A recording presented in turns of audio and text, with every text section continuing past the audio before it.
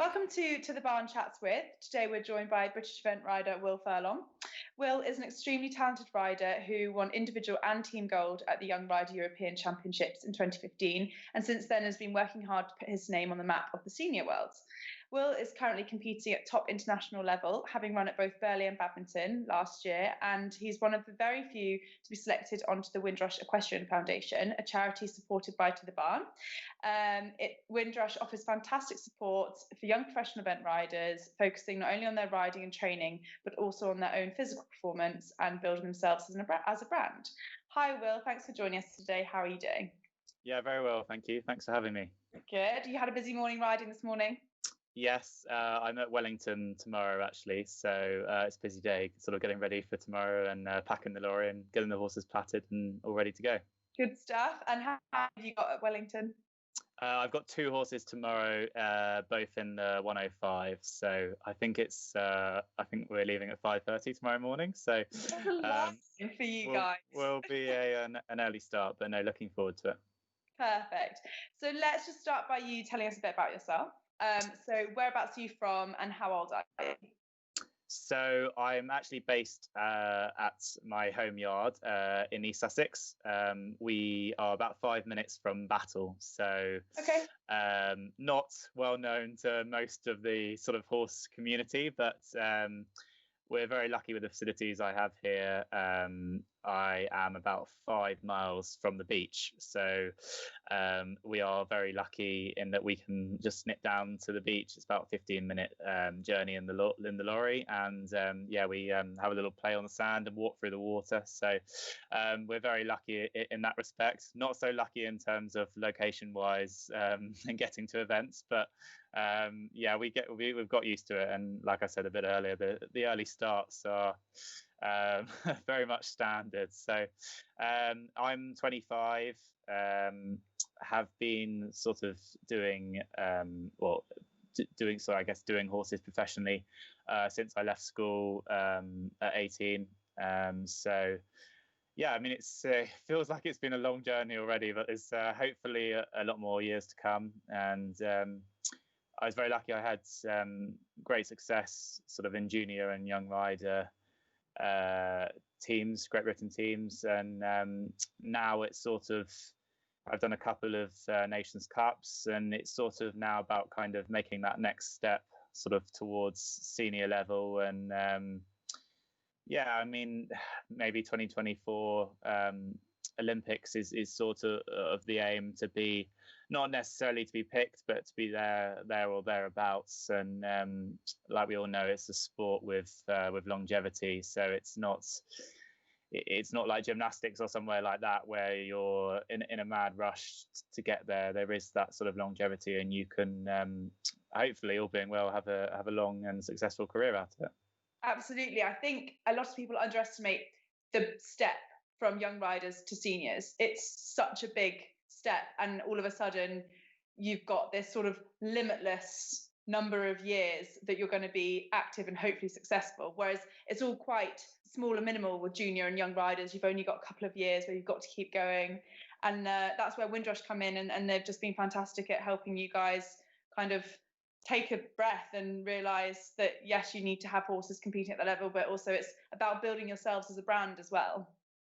Yes, totally. I mean, we all appreciate the support that us as riders need behind us. I go back to it again, but and it's not belittling it at all. But obviously, when sort of gymnastics is just focused on the athlete themselves, for us, it's slightly different. And I think that's almost what makes eventing and equestrian sports so special. Actually, that is.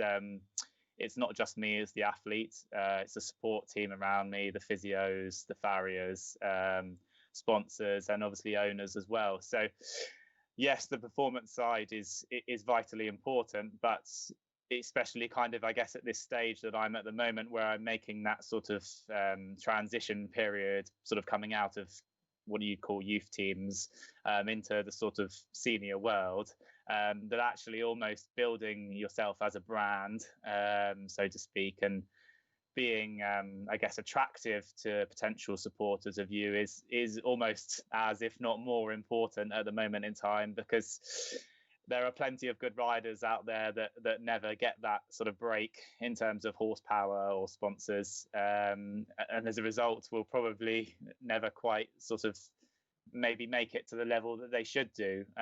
So yes, the performances now are vitally important, but kind of building yourself up and really getting your name out there, more on the sort of senior circuit, is important. And that's where Windrush have been great, have come in, have given us various sort of business advice, and management advice that will hopefully sort of help us and create that real sort of team environment, and hopefully, like I said, make us attractive to potential supporters. Yeah, absolutely. And so can you just tell us a little bit about some of your sponsors? Yes, so I've actually been very lucky with my my sponsors. I've built up a really good team now. I actually, when I was sort of a junior, I remember I wrote to about sort of 10 different companies, 8 to 10 different companies, sort of asking for a little bit of help as I sort of set off on my sort of, I guess, going from just doing it sort of as school, as a hobby, to hopefully doing it a bit more seriously. And actually, one of my longest term supporters, Feedmark, the supplement brand, are still with me today. I think it's been sort of 7 or 8 years now we've been working together. So it sort of just goes to show, actually, for sort of any kind of younger rider starting out, that actually don't be afraid to get in touch with these companies or the products you're using, and ask if they'll support you in any way. And actually, my sponsorship agreement with Feedmark started off sort of on a smaller scale, and has grown ever since. And hopefully it's a real two-way thing. They feel like they're getting sort of good publicity out of me. Obviously, having ridden at sort of Badminton and Burley the last couple of years, that they get a lot out of it, as well as me. So it's really important that, I think, with sponsorship, that it's a two-way thing, and you believe in the brand or the product or whatever it is you're using. From my experience, it becomes much easier for you to, I guess, promote them. It doesn't feel like so much of a chore, and it's nice to build up a relationship with these brands and sponsors, so that it actually, not that it becomes too friendly, but you don't see it too much as a sort of too much of a professional agreement. It's got to be, we're busy people, and it's got to be a little bit flexible, and feel like it's not that chore that you have to do at the end of the week. It should be kind of a sort of a more ongoing running thing. So yeah, I mean, I've got fantastic support. Saracens, Hard Feed, Feedmark, as I mentioned, Just Equine. They're great in stocking all the Kentucky equine products, which are lovely. Devaku do my saddles, Fabry boots, Champion.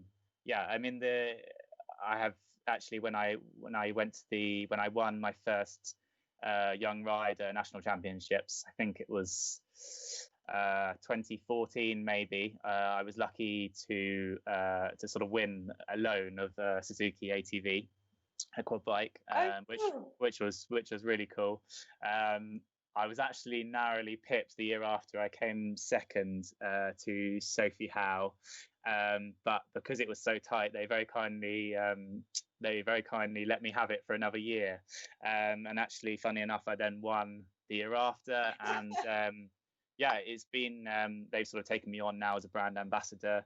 And a little bit like the Feedmark situation, that our sort of relationship has sort of grown since that first year, and now it's sort of on a more kind of serious level, I guess. So I've been very fortunate with the supporters that I've had and I've got at the moment. And like I said earlier, it's not something that I couldn't do it without them, basically. Yeah, absolutely. And like you say, having these products that you really believe in, it makes it easy because you're not really trying to sell them. You just genuinely want other people to use them because you believe in them and you've seen the positive effects of them. So it's really interesting that you wrote to brands when you were young.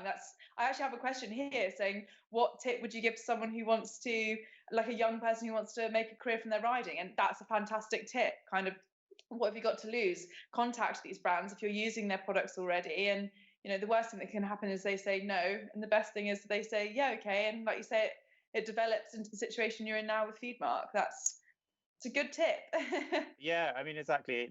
There isn't really a lot to lose, and I'll be honest with you. I think like I said, it was about 8 or 10 brands that I messaged, and Feedmark was actually the only brand that came back to me. So I've come on obviously a long way since then, but it goes to show don't be afraid to take that sort of, I guess you sort of see it as maybe rejection or them not getting back to you, because not everybody will want to support sort of a younger, sort of lesser known rider, but there will be plenty of brands out there that are sort of willing to take a little bit of a risk, I guess. And if they feel like you've done a good job, then they're more likely to keep you on and or sort of give you, I guess, a bigger deal. So it's don't be afraid. But on the other hand, what I would avoid is sort of just kind of blanket sort of emailing or lettering companies. Make sure that it's something that you either use or have used in the past, because like we said, you want to be able to make it natural. I think you see lots of people these days that are sort of, I guess, sort of selling themselves and trying to promote something that you can sort of really tell that they don't believe in or don't actually use, and it looks very forced and fake. And I think that really comes across now, obviously, with the increased uses of social media, and it's got to become very, very natural, and that way you and the brand gets the most out of it. Absolutely, yeah. So we've just got a few questions about competing. So to you, what is the best part of competing? The best part of competing, I think, has got to be winning. I'm very competitive, and I would say that is my sort of sole, I guess, motivation behind competing. There's obviously times where you go out to compete to win, and other times where you look at the bigger picture.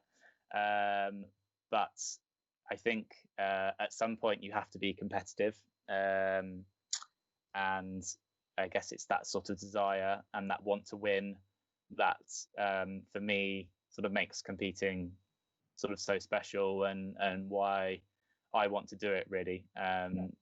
It's all very well doing the training and sort of doing all that hard work behind the scenes, but for me, I do all of that preparation to go out and compete, and hopefully with the end goal of being competitive and winning eventually. I've been quite fortunate to have, I guess, quite a bit of success across the levels, and actually it's sort of, there aren't that many good times in the sport. You've got to make the most of them. There are lots of lows, probably not so many highs. So it's when a big win does come along, it's about sort of cherishing it and sort of holding that moment, and that's what really, or for me anyway, that's what really drives me on, I guess, sort of almost motivates me on a day-to-day basis, is that you've got remembering that feeling of winning. Exactly. Like, you must celebrate a win, because you don't know when the next one's coming, and it's that taste of it that's going to carry on, and that's going to make you get up in February and go in school in the peeing rain. Like, that's why you want to get up and do it, because you want to remember what it felt like to be stood, I don't know, at Gatcombe, and you're stood there holding up the cup and you're like, yeah, this is why I did it. Yeah, totally. And I think it's not losing sight of the bigger picture. Like you said, I can't imagine there's too many people that get excited about going to Tweezerdown in the mud and the rain and the sort of beginning of March, but it's about that bigger picture. And like you said, sometimes you have a bit of a lean year or a lean couple of months, and you don't know when the next good result or the wins coming from. I had a very good year in 2017, I think it was, and then sort of with sort of horses moving on or going up a level, I had a couple of years where it was probably okay, but nowhere near as successful as I have been sort of in previous years. And it was sort of just about kind of remembering the good times and the successes. And sometimes it was even just kind of watching videos of it going well, and I guess almost visualizing that success. And if you work hard enough, it will come back round sooner rather than later. Absolutely. Okay, what is your favourite event and why? My favourite event is probably Bramham. That's the same as Max. Yeah, it's just I think the just the setting is stunning. My first time there was, I think, in 2017 actually, with my top mare, so Collien P2, and that was the year that she won the under-25 national championships. So I guess it helps that I've always sort of had a good kind of memories from there. But yeah, it just really sort of friendly atmosphere. I haven't been up to Yorkshire too many times, but it's really, really stunning up there. You could tell there was just a really good feel about the event. It's obviously sort of one of the bigger ones in the UK, but you had the same atmosphere without it sort of being too, I guess, open to the public. Don't get me wrong, badminton is fantastic, but you sort of, every time you leave the stable yard, you're kind of there in the public eye, and it's can become a little bit overwhelming, and the whole thing feels quite pressurized. If I'm being perfectly honest, whereas Bramham has that very professional feel, but also you can go back to the lorry park and it be very chilled out. Like you could go out hound grazing and you could be anywhere, which is nice. I think that balance between that real nice atmospheric feel when there are people there, obviously at the weekend mainly for the cross country and the jumping, but also the sort of chilled out element at the same time. People are there just to have a good time and watch the horses go round. So yeah, that would probably be my favourite if I had to choose. So if you, like you say, you've got Wellington this weekend, if you had a big competition, so for badminton and Burghley, how did you prepare? Did you change your preparation for them because they were bigger events, or was it the same that you prepare for every event? Do you think of a 90 the same way you think of a 5-star? Yeah, it depends a little bit. Obviously, going into my first 5-star, which was badminton 2018, it was, I guess in some respect, it was a little bit going into the unknown because I'd never competed at that level before. So there were little bits where I guess I was probably a little bit unsure, but I think what you've got to try and do as much as possible is take confidence from the runs that you've sort of done at the level below. So she'd run really well at both Bramham and Blenheim the year before. I know lots of people say that if you can run well round Bramham, it's sort of a very good sort of preparation towards going around Burghley. So moving up a level is always a little trickier because you sort of step into the unknown, especially when the horse hasn't competed at that level as well. But in terms of preparation, I think it's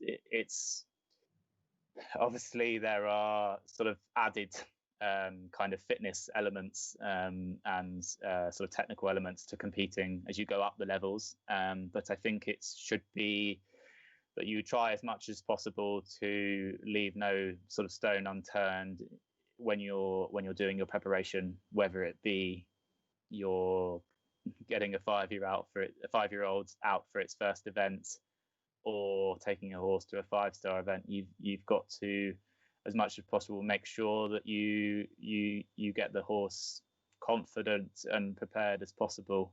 And I don't know about other people, but for me, I like to feel like I've done the preparation properly, and I've done everything I could, and that gives me and myself confidence that I am prepared going into the events, because a lot of our sport in terms of the actual competing itself is down to the preparation, and then there's probably, I don't know, 20% is about getting it right on the day. But there are so many things with eventing, obviously with the 3 different disciplines to get right, that it's making sure that you're sort of one step ahead of the game in terms of the preparation, and you're ready to go.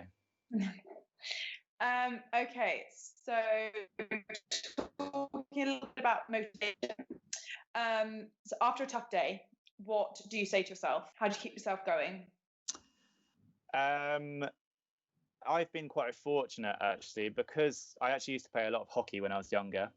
I think horses are very consuming, in both, well, everything: money, time, energy, sort of emotional and physically. And what I would say is, I find it very important to have a hobby or interest outside of horses, because often I find when I've had a tough day, it's sort of you're all consumed sort of within all you're doing and thinking about is horses. And actually, what I try and do is, when I've had a tough day, is almost separate myself from whatever's gone wrong or whatever, and actually take your mind sort of completely away from it, because I think it's very easy to sort of be over analytical and over sort of critical on yourself or the horse, or whether you've made a mistake or whatever, something's gone wrong. Yeah. Actually, there's only so much you can do in terms of looking into that, and they are another sort of living species that sometimes you can't control everything, and sometimes it might just be that they've let you down, or been a bit naughty, or they picked up an injury that you couldn't have done sort of anything about. And actually, it's sort of realizing that it wasn't necessarily your fault or whatever, and actually it's sort of taking your sort of self away from that. And I've been lucky, actually, that I've not done as much hockey, but I've tried to sort of keep up with it as much as possible, because it gives me that sort of, I guess it's almost a little bit of a release from the intensity of working with horses day in, day out. I think some people maybe become a little bit too sort of hung up in trying to do it sort of every single day, 24/7. And I think it's I think you see a lot of grooms that work sort of long hours.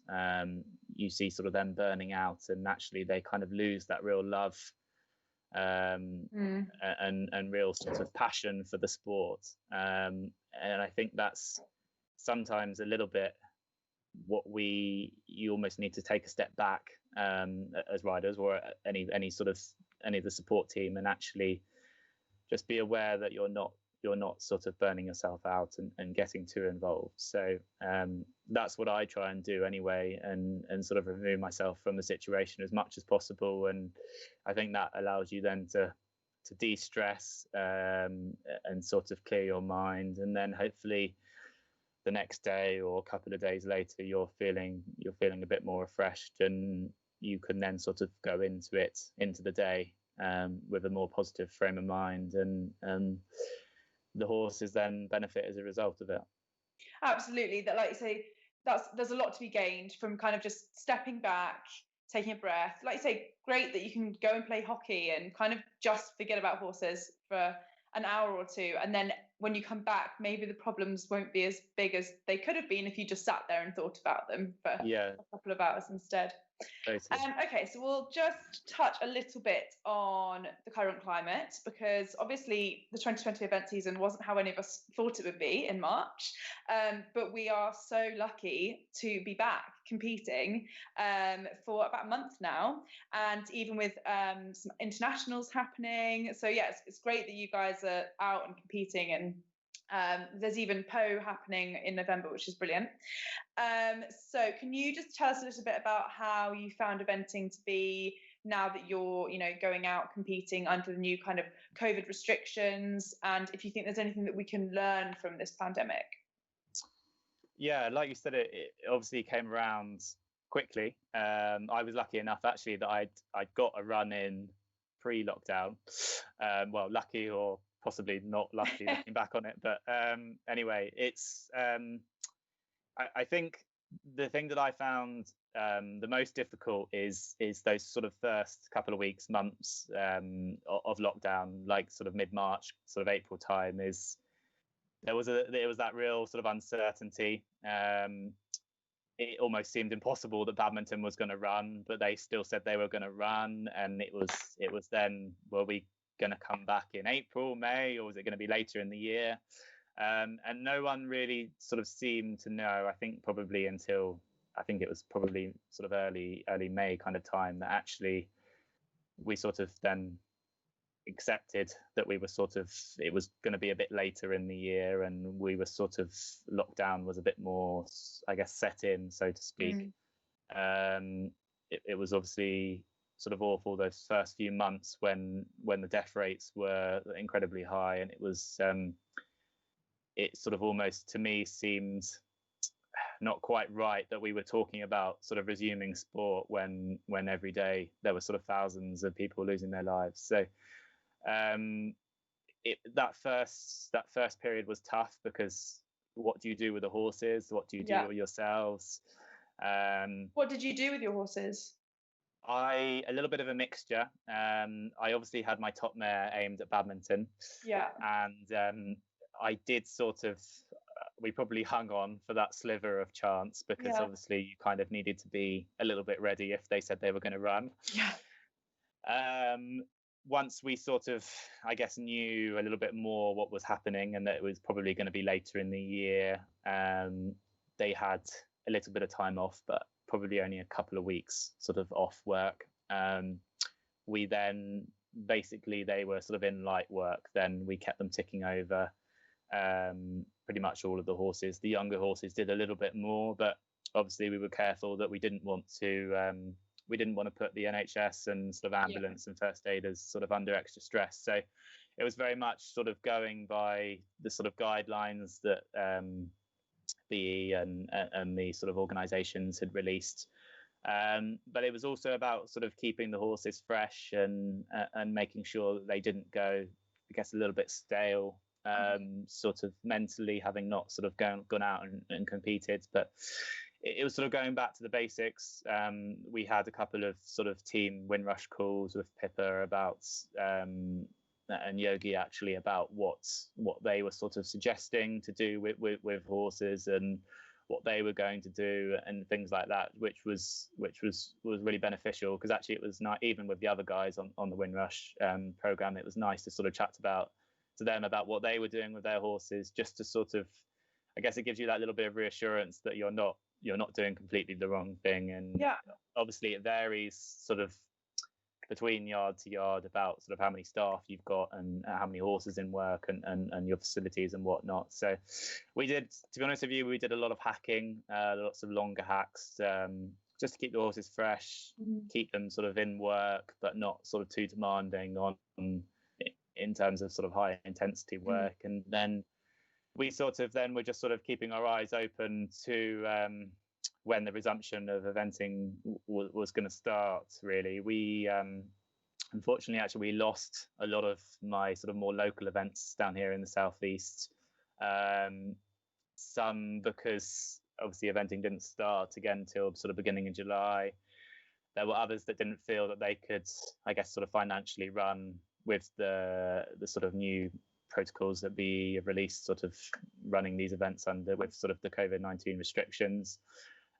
So we sort of actually made a decision that we weren't going to rush back out to get back out eventing when it resumed, but actually we'd spend sort of a month, 6 weeks getting out to some jumping shows and just focusing on the jumping a little bit more before I actually only started at West Wilts, which is probably about 10 days ago now. So that was my first event out. So probably I was about a month or so late, so to speak. Okay. But that was a decision that we made. I was aware that sometimes ground conditions can be a bit variable, sort of midsummer, July time. Yeah. I think they were we were lucky in terms that we had a bit of rain sort of beginning of July, and then we also had those couple of weeks sort of a couple of weeks ago where it was really hot and the ground soon became a bit harder. But that's the decision we made. We looked at what sort of the horses' needs were in terms of qualifications and things like that, because what we didn't want to do is sort of get to the end of the year, the end of the season, and feel like we haven't achieved anything.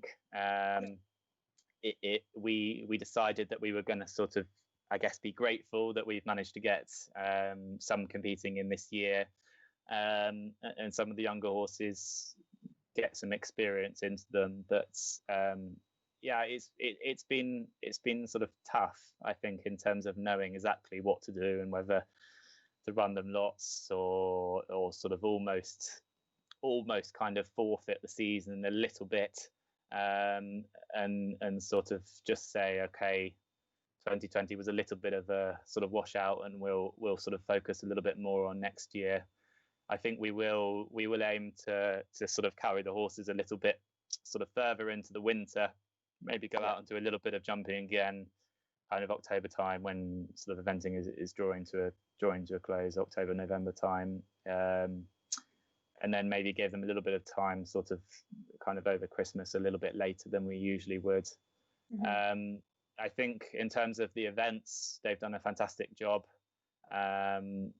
There are definite, I think, almost benefits to come from the protocols that we sort of have had to implement because of the restrictions, the government sort of restrictions, little things sort of like printing off your own numbers and things like that has actually saved probably, I don't know, 10-15 minutes sort of at the beginning of the day, having to go to the secretaries and little things like that actually I hope we continue with next year. Obviously we're by no means sort of out of the woods from the pandemic. We have sort of no idea how much longer it's going to go on for, but I'd like to think that BE maybe ask the riders what they thought have worked almost better.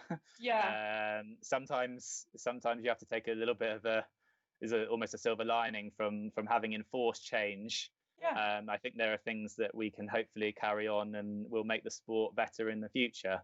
To be honest with you, it hasn't really seemed that weird at events. We're obviously very lucky in that it's an outdoor sport, and maintaining social distancing is pretty straightforward.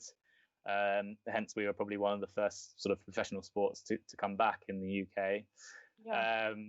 I would say I've only been to a couple of events, but they have done a very good job in terms of this sort of organisation and making sure there's ample warm-up space, that it doesn't become too crowded. I think sort of have been very good about listening to what people sort of have wanted in terms of sort of owners coming, and I know little things like they initially said that sort of fence judges' dogs couldn't come, and it's, I guess, about finding that balance of what people were willing to.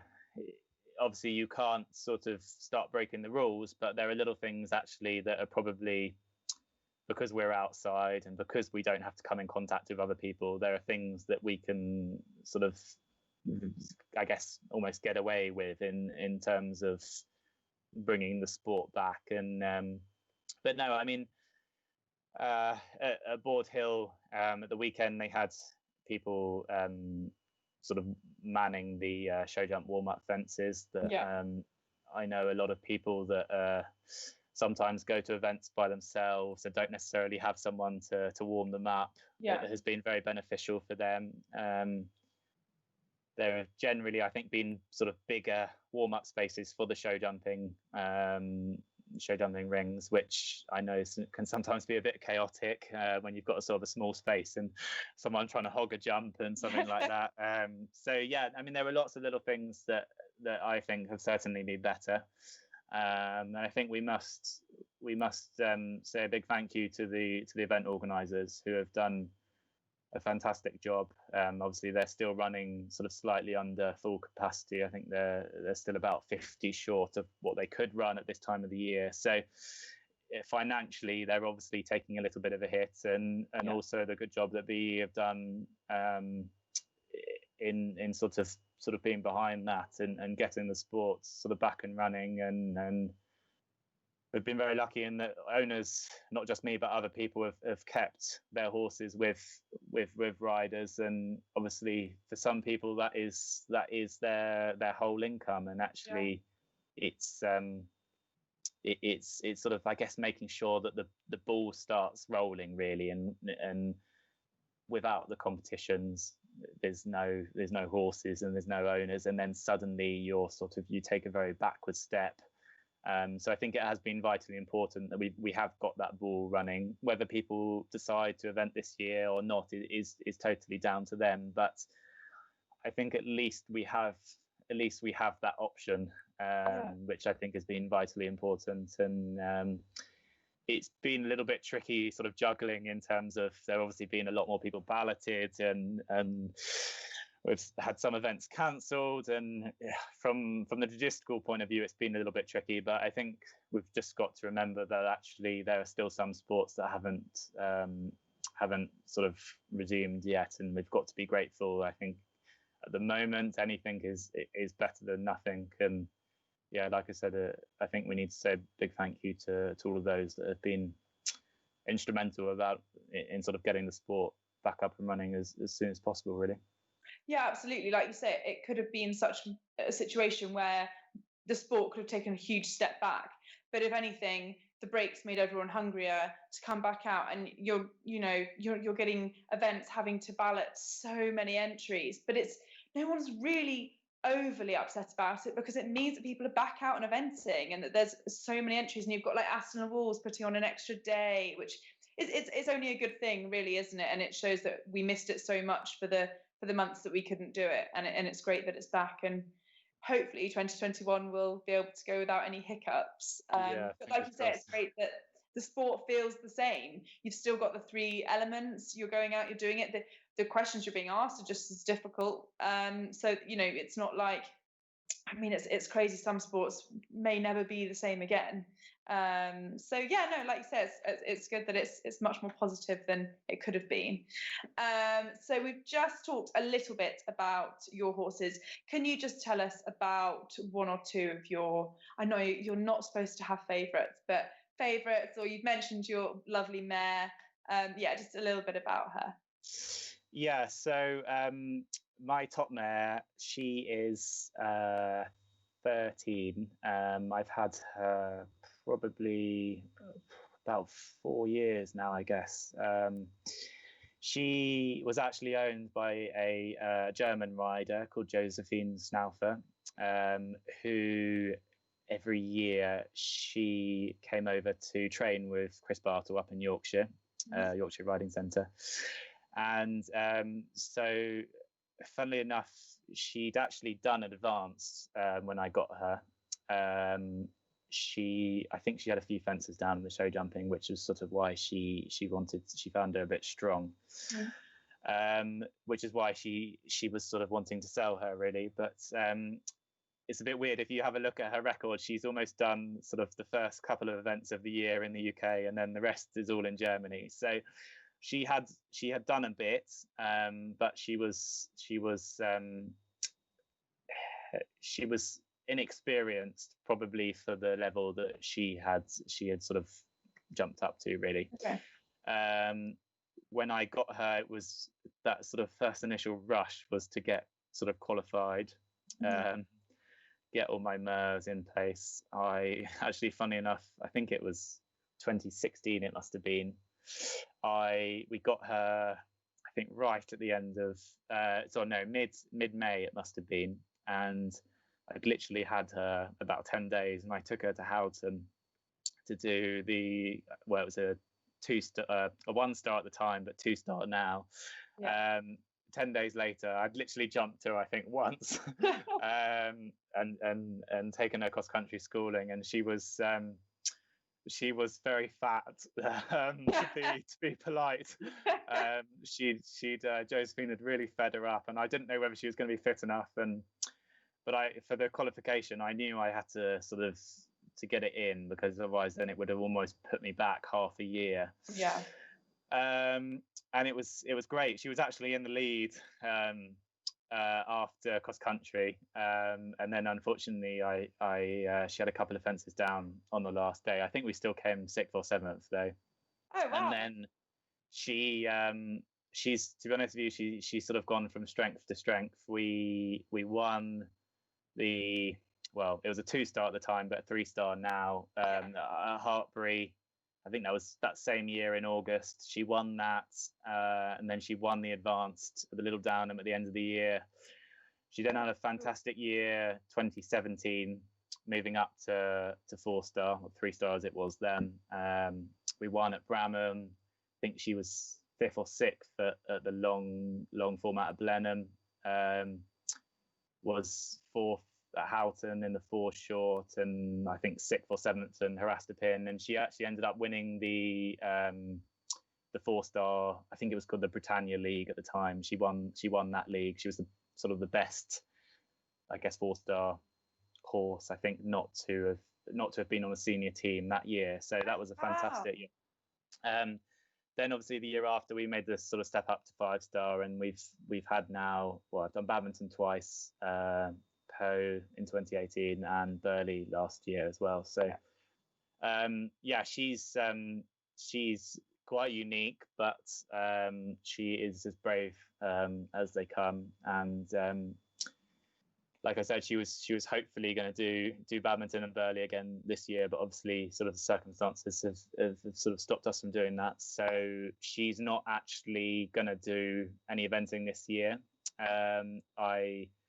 We made the decision that actually with no, I know Poe is due to run, but it didn't really suit her. She's more sort of the kind of big open spaces, sort of galloping type of horse. So we made the decision that actually we'd save her and not run her at all this year. And what I'm planning to do is sort of getting her out jumping shortly, and she'll probably carry on working through the winter and make sure we're ready for badminton in the spring of next year, assuming it's going to run.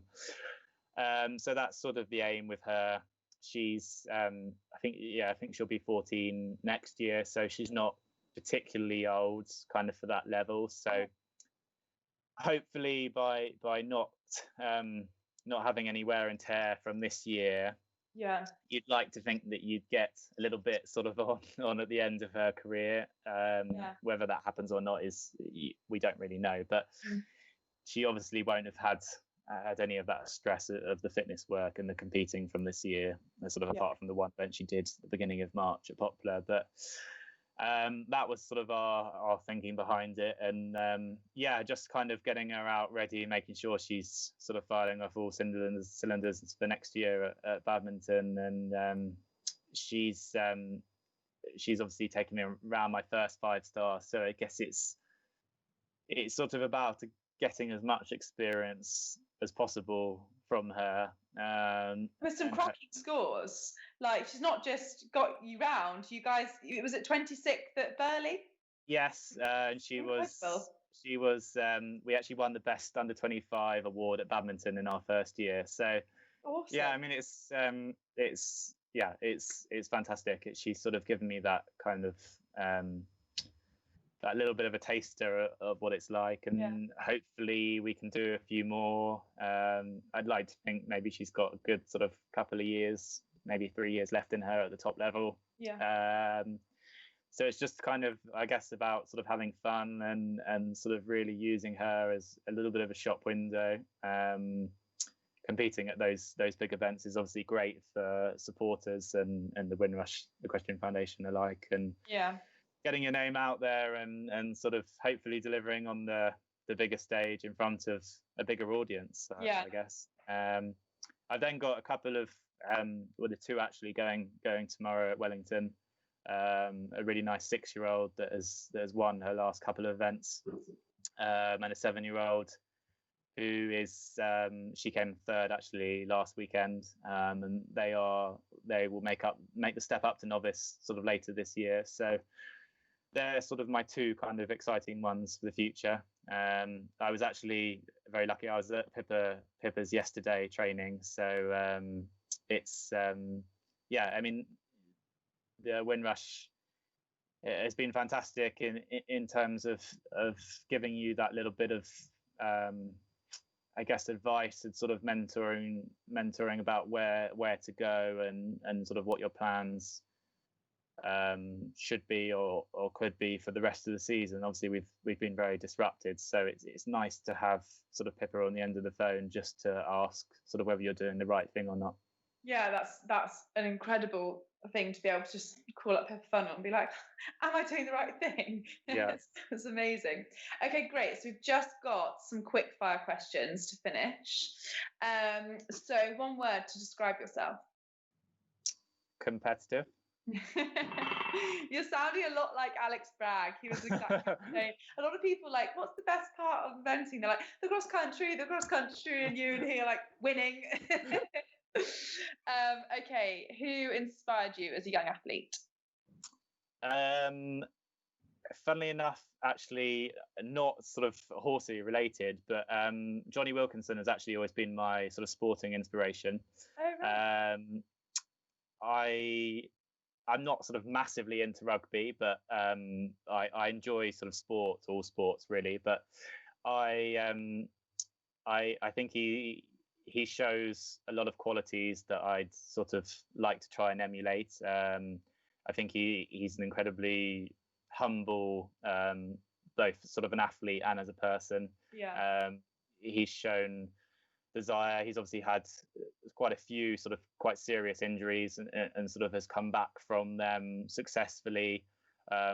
Obviously, what he did for sort of England at the World Cup was sort of nothing short of fantastic. But I think about kind of the way that he sort of dealt with that sort of spotlight, and it was never really just about him. It was sort of, although sort of when you look back at the highlights, all you ever see is him kicking a drop goal. It's about sort of the way that he dealt with it and actually kind of tried to take the spotlight off him, and actually it was about the team success and not just him. And I think for me, he shows a lot of the qualities that I'd like to try and hopefully see in myself. But I think he holds a lot of the qualities of what you'd like from sort of a top international sportsman, and obviously he's achieved pretty much all he, I think, would ever wanted to achieve in the game. So that's sort of who's he also, not that I've ever met him, but he also seems like a nice person and sort of a good, I guess, general human being as well as an athlete, which like I said, I'd like to, if I was to look up to anybody in terms of the way that they sort of themselves, it would be him. Okay, great. That's a great one. What is the best piece of advice that you've been given? The best piece of advice. I've got a couple actually. We have a little bit of a running joke in the family that sort of come from my mum, who is a sort of big part of my sort of eventing career. She's always said to myself and my younger brother that you get out of life what you put in, and that's sort of always whenever things are sort of going wrong or you've made a mistake or something like that, it's about, I guess it's sort of making your own luck, really. The more hard work you put into whatever you want to achieve, the more likely you are to achieve success. And that's sort of that kind of motto sort of about that. And another one actually was from Chris Burton, when I used to train with him when he was based up in Surrey sort of a couple of years ago. He always used to say to me, you're just a monkey on top, let the horse do the performing. I think sometimes we get sort of into the habit of trying to do too much on top, and actually you've got to let the horse sort of do their bit, and not try and sort of over dominate them, really, and try and do too much. Let them do their bit. Yeah, I've never heard anything like that. That makes total sense, but it's a funny way of putting it. Yes, yeah. It made me laugh at the time. Yeah. Okay, badminton or Burley? Burley, probably for the experience, but I won't lie, I've never been so nervous on Saturday morning. I don't know whether I just got a bad year, but the course last year at Burley, when I walked it for the first time, I was like, oh God, I've got to go around here. Just nervous. Whereas, actually, funny enough, badminton seemed achievable. So in terms of sort of scaring factor, I'd probably say badminton, but I enjoyed Burley. It had a little bit, like I said, about the feeling of Bramham earlier on, about having that very chilled out feel. The sort of lorry park and the stables are a little bit away from the general public, and actually you do have that little chance to sort of, I guess, sort of chill out a little bit and remove yourself from the event. But both are fantastic, and I feel very privileged to have ridden round both at such a young age. Yeah, it's a pretty cool question to be able to answer at your age. Yes. What did you have for breakfast today? I had some toast this morning. I've always been told it's vitally important, and breakfast is the most important meal of the day. So I do very much. I try as much as possible to have breakfast in the mornings. Well done. Max hadn't eaten yesterday. We spoke to him and it was 4:00. So I still haven't eaten. What is your favourite film? My favourite film? I'm really obsessed with Madagascar. I don't really know why. It's sort of been another sort of family joke that we can sort of, my brother and I, we can sort of quote a lot of the second film, Madagascar, Escape from Africa. So that's brilliant. If I had to choose, that would probably be my favourite. Yeah. And lastly, what's your favourite meal? My favourite meal. My favourite meal would probably be, I don't know, maybe pork belly, with nice mashed potato and nice gravy. Sounds good. Awesome. Well, thank you so much. It's been so interesting. It's been great to chat to you. I look forward to hopefully bumping into you soon when media are allowed back out at events. I'll come and say hi. It'd be nice to meet you in person. But yeah, thank you so much. Have a great time this weekend at Wellington. Good luck. Thank you. And yeah, hopefully see you soon. Perfect. Thanks so much. Bye. Bye.